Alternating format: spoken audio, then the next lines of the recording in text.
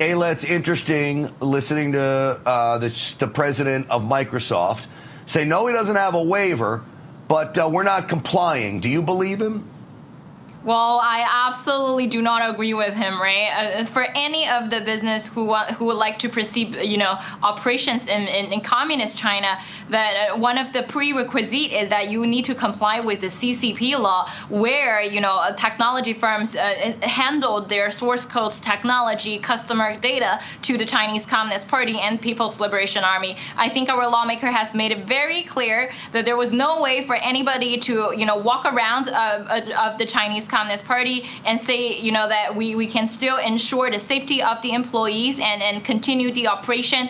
There must be deals made between Microsoft and the Chinese Communist Party.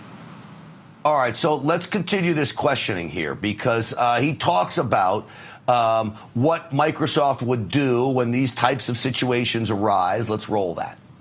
I believe that because I'm getting. Look, I select on the select committee on China, and that's not the information that we get. Is that all companies in China have to cooperate with the intelligence agencies of China and the People's Liberation Army? You operate in China, and you're sitting there telling me that you don't have to comply with the laws of China? I will tell you that there are days when questions are put to Microsoft, and they come across my desk, and I say no. I don't think he gets that option in China. Aila, let me ask you this question. The reason the CCP has this rule that if you do business in China, we want your source codes, it's not to check to make sure you're doing great business. I'm sure it's to exploit that against their enemies across the world, is it not? Well, that's absolutely correct, Grant. That was one of the ways for the Chinese Communist Party to steal your technology and strengthen the environment and the technology so that it could be used for the People's Liberation Army and intelligence department for the Chinese Communist Party state. Well, imagining that, you look at the Great Firewall built by the Chinese Communist Party, originally the technology came from Microsoft.